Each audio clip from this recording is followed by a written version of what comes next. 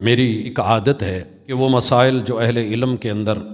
इख्तिलाफ़ी होते हैं, इख्तिलाफ़ का दायरा वसी होता है, तरफ़ैन में जो पेश की जाती है वो दलील होती है, कभी वो शुबा होता है, कभी वो रिवायत सही होती है, हमारी कहीं गलती हो सकती है, इज्तिहादी मामला है। कहीं पे दोस्त अहबाब जिसको पेश कर रहे होते हैं वो मौजू है, ज़ईफ़ है,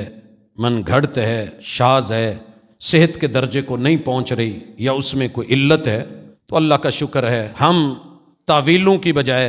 दलील के ऊपर रहने को ही महफूज समझते हैं। इसलिए अहवत, अर्जा, अजे, सही और अकरब इलद दलील और अकरब इलल किताब व सुन्ना यही है कि जहाँ मेरे महबूब से ये फ़ेल नहीं मिलता नहीं किया जाएगा, क्योंकि फ़ेल के साबित होने के लिए दलील ज़रूरी है। ये इबादत है और इबादात के अंदर असल मना है।